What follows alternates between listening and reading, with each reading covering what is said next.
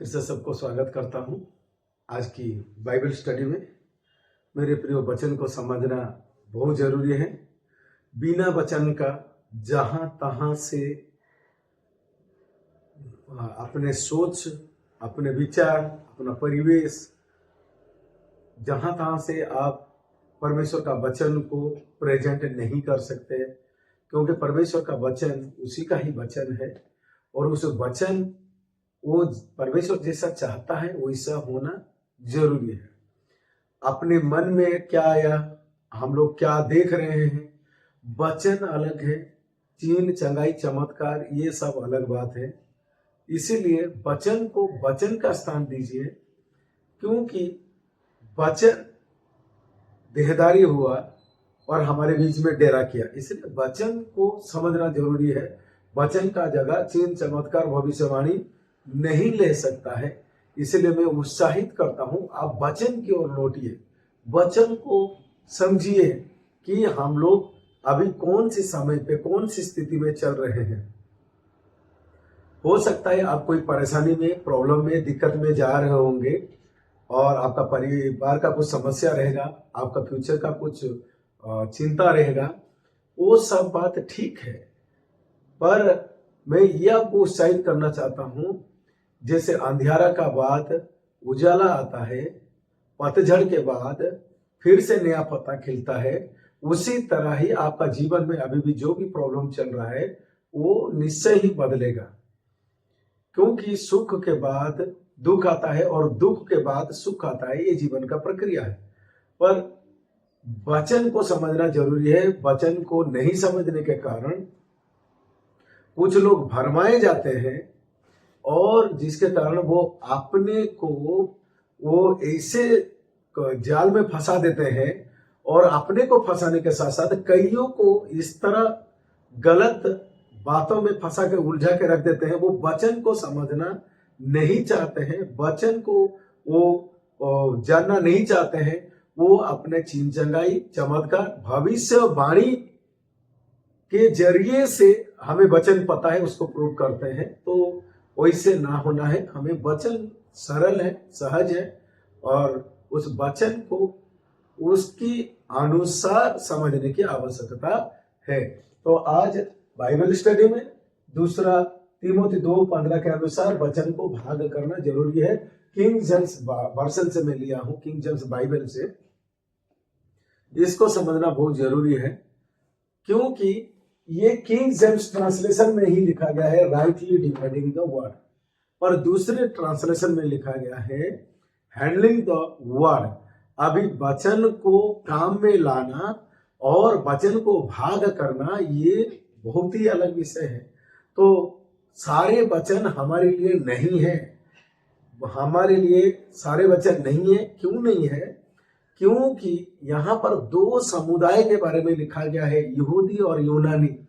तो कई बार हम यहूदी नहीं है और हम लोग यहूदी परंपरा को, यहूदी कल्चर को, यहूदी शिक्षाओं को अपने जीवन में जबरदस्ती लागू करते हैं और फिर हम लोग दूसरे को भी ये समझाने में लग जाते हैं वो भी आपके लिए है। ऐसा नहीं है, आपको वचन की ओर लौटना चाहिए। और उसके साथ साथ वर्तमान समय में कुछ चीज को समझना जरूरत है। प्रभु यीशु मसीह के बाद सेविकाई आगे बढ़ने लगा, पर प्रभु यीशु मसीह से बहुत लोग अभी भी वहां पर ठहरे हैं। प्रभु यीशु का क्रूस तक ही आ रहे हैं, क्रूस से आगे भी सेविकाई बढ़ा है, उसको भी समझना जरूरी है। लोग एक ही जगह पे ध्यान केंद्रित करके रहे हैं। प्रभु यीशु मसीह जगत में आए, क्रूस तक, यहीं से स्टोरी यहीं पर है। पर मैं आप लोगों को बताना चाहता हूं, प्रभु यीशु मसीह जाने के बाद सेविकाई आगे बढ़ा। आपको आगे को सोच को बढ़ाना है कि आगे को क्या हुआ और अभी क्या चल रहा है, उसको आपको सोच को आगे बढ़ाइए, वहां पर मत रखिए। तो मेरे प्रियो, मैं समझाना चाहता हूं, तो प्रभु यीशु मसीह का क्रूस के बाद जो सेविकाई था, भविष्यवाणी का सेविकाई था। पर प्रेरित तो 9 अध्याय में, प्रेरित पुस्तक 9 अध्याय में वो सेविकाई बदलता है, वो मिनिस्ट्री में आता है, प्रकाशन में आता है। तो ये क्रूस के बाद प्रभु यीशु मसीह का दो सेविकाई को मैं बताना चाहता हूं। तो ये जो भविष्यवाणी है ये आर्थली मिनिस्ट्री है, ये उनका जो धरती का सेविकाई था, और ये जो मिनिस्ट्री है ये स्वर्गीय सेविकाई है, ये स्वर्गीय, ये हेवनली है। ये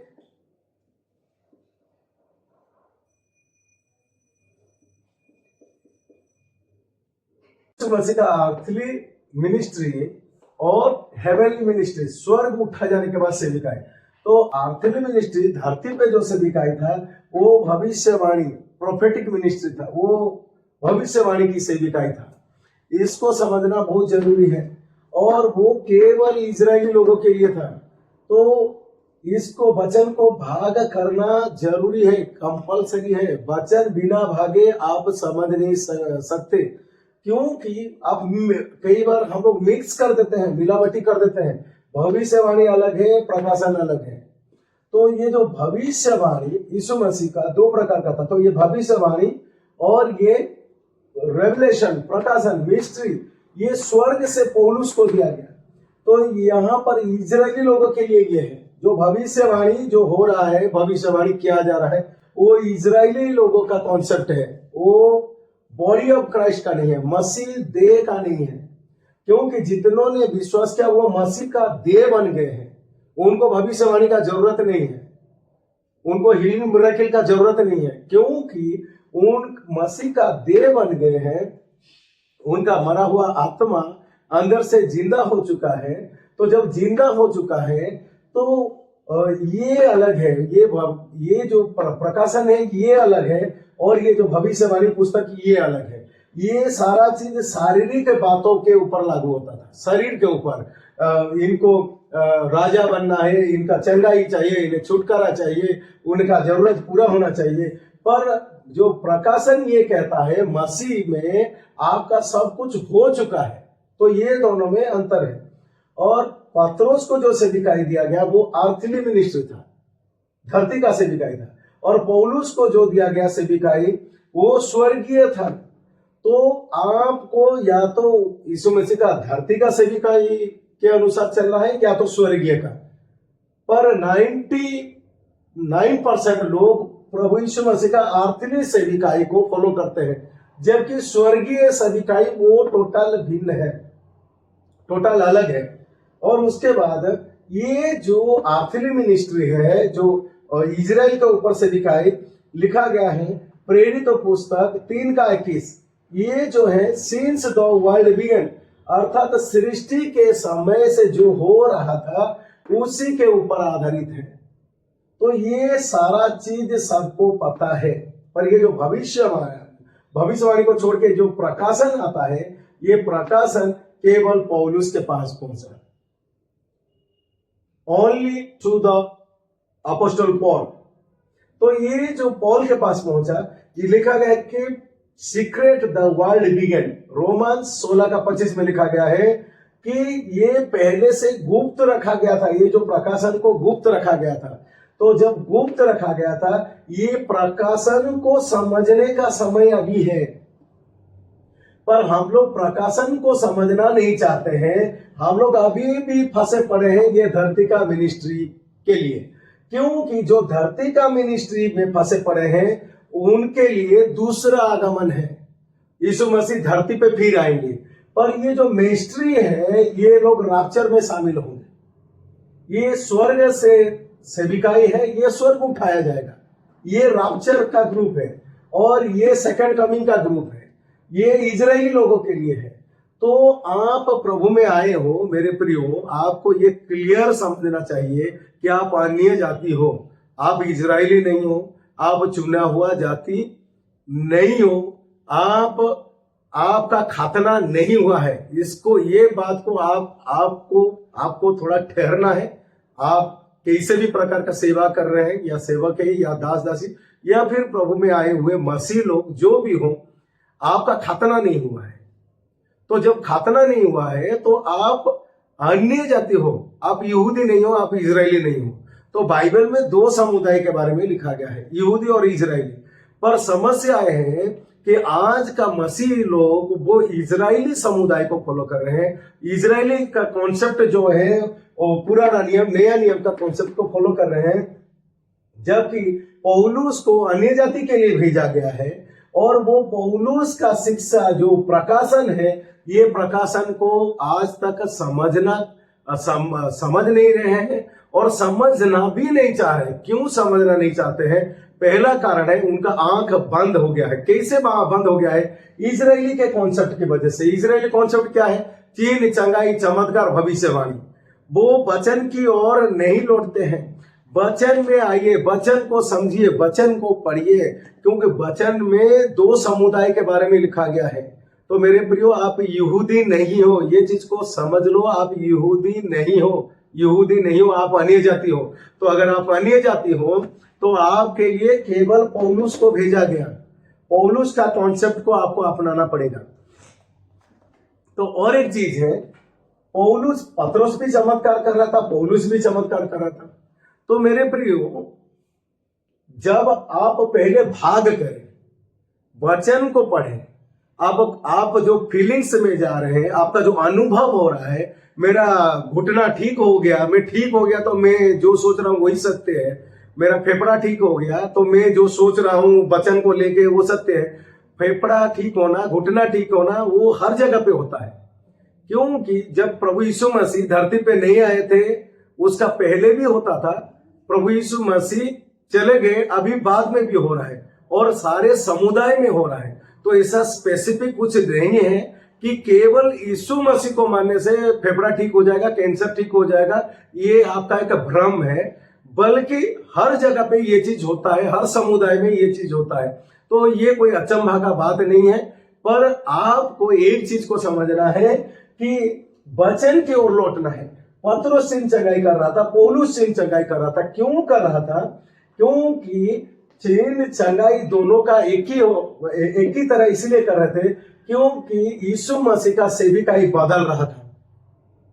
पत्रोस और 11 चेले मिलके जो यहूदी समुदाय के बीच में कर रहे थे, यहूदी समुदाय में उस सेविकाई के ऊपर ताड़ना आया, टॉर्चर हुआ और उनको पीड़ा दिया गया, जेल में डाला गया, वो सेविकाई रोक दिया गया।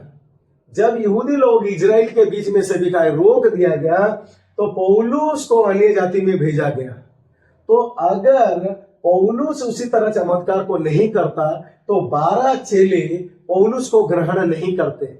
इसीलिए प्रभु यीशु पौलुस के जीवन से भी चमत्कार किया।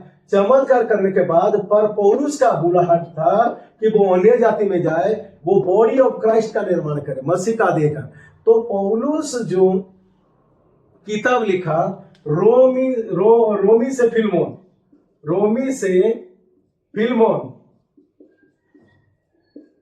ये कंप्लीट है। रोमी से फिलमोन जो है ये अन्य जाति के लिए कंप्लीट है। तो इसी कारण पौलुस चीन चमत्कार किया, क्योंकि सेविकाई बदल रहा था यहूदी से अन्य जाति की ओर, चीन चंगाई से प्रकाशन की ओर, भविष्यवाणी से रहस्य की ओर बदल रहा था। सेविकाई बदला यीशु मसीह का। तो जब बदला तो पौलुस वो चमत्कार को किया ताकि बाकी लोग को जाने कि प्रभु हमारे अंदर जो कर रहा है उसका अंदर वही कर रहा है। पर उसका जो सेविकाई था अन्य जाति में था और उसने रोमी से फिलमोन कंप्लीट लिख दिया है। तो इसी हिसाब से पौलुस का केवल चीन चमत्कार को पकड़ने से नहीं होगा, पर वो कंप्लीट कर दिया है। मेरे प्रियो, ये जो चीन चंगाई चमत्कार है वो आप अगर आज ये साल बीमार से ठीक हो जाएंगे, अगले साल बीमारी आएगा, ये मेरा गारंटी है। क्योंकि बीमारी आपका मरते दम तक आपका पीछा छोड़ेगा नहीं। भ्रम में ना रहिए, बल्कि यीशु मसीह क्रूस पर बलिदान हुआ आपका अंदर का आत्मा को जिंदा करने के लिए। जो आत्मा ईदन के वाटिका में मर गया था आदम का अंदर, वही आत्मा जिंदा हो गया। तो इसी कारण वचन को सही से समझे। गलत भावनाओं में आके मेरे को दर्शन मिला, मैं ये देख रहा हूं, मुझे प्रभु ने आज बात किया, भ्रम में ना रहे। ये एक भ्रम फैलाया जा रहा है, जबकि वचन में सब कुछ लिखा गया है। तो इसी कारण वचन की ओर लौटिए, वचन को समझिए, वचन को जानिए, क्योंकि रैप्चर नजदीक है। आपको भाग कीजिए कि आप यहूदी नहीं है, आप अन्य जाति है। अगर आप अन्य जाति है तो आपका जो प्रेरित है वो पौलुस से रोमी पुस्तक 11:13 में लिखा गया है। इसीलिए प्रकाशन और भविष्यवाणी इसका कोई मेल नहीं है। इसको मिक्स मत करे, उसको मिलावटी ना करे। और इजराइल और मसीह का देह ये दोनों एक ही नहीं है, इसको मिलावटी ना करे। तो उसी के हिसाब से वचन की ओर लौटिए। और मैं ये सरल है मेरे प्रियो, और मैं प्रार्थना करता हूं सबके लिए कि परमेश्वर का आत्मा आप सबों का आत्मा को खोल दे, ताकि प्रकाशन को समझिए, वचन को समझिए। आप फीलिंग्स के अनुसार वचन को ना समझे। मैं और एक आखिर में उदाहरण देता हूं। जब आप पढ़ाई करते थे, पढ़ाई करने के दौरान आप अपना फीलिंग्स के अनुसार किताब नहीं पढ़ते थे, बल्कि किताब में जो है उसी को अपने अंदर ग्रहण कर रहे थे कि आज मेरा फीलिंग्स ऐसा हो रहा है, मैं किताब को इस रीति से समझूंगा। वो भ्रम में ना रहे, उस भ्रम को ना फैलाए, बल्कि जो वचन है उसके ओर लौटिए। और वचन में ही सब कुछ लिख दिया गया है कि आपका आत्मा फिर से नया सृष्टि हो गया है। ये बाहर का जो शरीर है, ये शरीर में सुख दुख, टेंशन, परेशानी, बीमारी ये सब लगा रहेगा। इसको कोई हटा नहीं सकता, कोई हटा नहीं सकता। इस भ्रम में मत रहिए कि हम लोग यीशु को विश्वास कर देंगे तो दुख नहीं आएगा, बीमारी नहीं आएगा, तकलीफ नहीं आएगा, कर्जा नहीं होगा। इस भ्रम में ना रहिए, सत्य में आइए, बल्कि वचन को अच्छी से समझिए। अगर आप भ्रम में रहेंगे तो मेरे प्रियो उसके लिए जिम्मेवार कोई नहीं है। आप प्रभु यीशु को जिम्मेवार ठहरा नहीं सकते, आप वचन को जिम्मेवार ठहरा नहीं सकते, बल्कि आप गलत शिक्षा को पकड़ लिए हैं और उससे आप निकलना नहीं चाहते हैं। क्योंकि आपका दिमाग ये हो गया है कि कोई मेरे लिए भविष्यवाणी कर देगा, मेरा जीवन बदल जाएगा, कोई मुझे छू देगा तो मेरा कर्जा माफ हो जाएगा। ये भ्रम है। क्योंकि जब तक ये चीज को आप समझेंगे नहीं, वचन को जब तक वचन में नहीं आएंगे तब तक आप समझने नहीं पाएंगे। पर सारा चीज का समाधान वचन में है। वचन की ओर लौटिए। आप कौन है, आपके लिए क्या है, उसको समझिए। और आपका कौन सी क्षेत्र में हुआ है, शरीर का क्षेत्र में हुआ है कि आत्मा के क्षेत्र में हुआ है, कौन सी बात किस क्षेत्र में हुआ है, उसको समझिए। मैं किसी का विरोध करना नहीं चाहता हूं, बल्कि जो वचन है मैं उसी को समझाना चाहता हूं। तो उसी के हिसाब से मेरे प्रियो वचन की ओर लौटिए। कृपया वचन को पढ़िए, प्रकाशन को समझिए। प्रकाशन क्या, उसको भाग कीजिए वचन को। प्रभु यीशु मसीह से आगे निकलिए थोड़ा। प्रभु यीशु मसीह का जो क्रूस के बाद और कुछ हुआ कि पतरोस के पास से दिखाई गया। पतरोस के पास जो से दिखाई गया वो यहूदी लोगों के बीच में था। उससे थोड़ा आगे बढ़िए, तब आपको पौलुस मिलेगा। पौलुस जो अन्य जाति के बीच में था। तो आप लोग अभी तक यीशु को ही नहीं छोड़े हैं। अगर यीशु को छोड़े फिर पतरोस के पास आए तो आपको लग रहा है कि पतरोस का पवित्र आत्मा का सेविकाई वो अन्य जाति के लिए है, पर ऐसा नहीं है। ये सेविकाई बदल गया है। उसके बाद वो सेविकाई पौलुस के पास चला गया जो अन्य जाति के लिए। तो अन्य जाति हम लोग है। हमारे लिए क्या लिखा है पौलुस रोमी से फिलमोन तक, वो हमारे लिए है। इसीलिए आपको वचन की ओर आइए मेरे प्रियो। वचन आपके सबके पास होगा। वचन को खोलिए और देखिए आप यहूदी है कि अन्य जाति है। तो अगर आप अन्य जाति हैं तो आपका लिए शिक्षा अलग है, अगर आप यहूदी है तो आपके लिए अलग है। इसलिए मेरे प्रियो द्वंद्व में ना रहे, उस सत्य को काम करने दे, उस सच्चाई को काम करने दे। इसी हिसाब से मैं धन्यवाद देना चाहता हूं। आप लोग ये बातों को समझने के लिए अपना मनों को तैयार कर रहे हैं। धन्यवाद सारा विषय के लिए।